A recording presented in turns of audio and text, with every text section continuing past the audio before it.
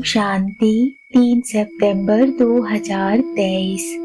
आज की अव्यक्त बाप दादा की मुरली जो रिवाइज है 25/11/1995 की।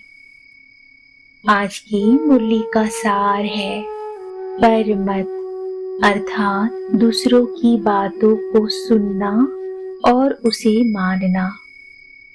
पर चिंतन, अर्थात किसी के बारे में सोचना और इस बात को दूसरों को बताना। और परदर्शन, अर्थात दूसरे के व्यवहार को देखना। से मुक्त बनो और पर उपकार करो। आज का वरदान है महावीर बन संजीवनी बूटी द्वारा मूर्छित को सुरजित करने वाले शक्तिवान भव। जैसे सूर्य स्वयं शक्तिशाली है तो चारों ओर अपनी शक्ति से प्रकाश फैलाता है, ऐसे शक्तिवान बन अनेकों को संजीवनी बूटी देकर मूर्छित को सुरजित बनाने की सेवा करते रहो। तब कहेंगे महावीर। सदा स्मृति रखो कि हमें विजयी रहना है और सबको विजयी बनाना है। विजयी बनने का साधन है बिजी रहना। स्व कल्याण अथवा विश्व कल्याण के कार्य में बिजी रहो तो विघ्न विनाशक वायुमंडल बनता जाएगा। आज का स्लोगन है दिल सदा एक दिलाराम, अर्थात बाबा में लगी रहे, यही सच्ची तपस्या है। मुरली के मुख्य पॉइंट्स हैं। बाप दादा बता रहे हैं कि बच्चों के पुरुषार्थ का समय वेस्ट क्यों जाता है। उसके 3 कारण हैं। पहला है परमत, डिटेक्ट्स ऑफ अदर्स। दूसरा है परचिंतन, थिंकिंग अबाउट अदर्स। तीसरा है परदर्शन, लुकिंग एट अदर्स। परमत माना बच्चे श्रीमत पर चलते चलते अन्य आत्माओं के परमत मिक्स कर देते हैं। कोई ने कोई बात सुना दी तो आपने वो बात सुन ली, माना अपने अंदर समा ली, कट नहीं किया। जिस समाचार से कोई कनेक्शन नहीं है, आप कुछ कर नहीं सकते, सिर्फ सुन लिया तो वह समाचार बुद्धि में तो आ गया, टाइम वेस्ट तो हुआ।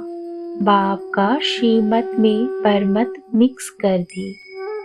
दूसरा कारण है परचिंतन।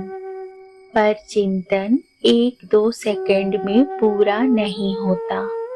समझो किसी की बात आपने 4 को सुनाया, उन 4 की भावना उस आत्मा के प्रति आपने खराब तो की ना, और परचिंतन शुरू हुआ तो इसकी गति बड़ी फास्ट और लंबी होती है। पर चिंतन करने वाले का स्वचिंतन कभी नहीं चलेगा।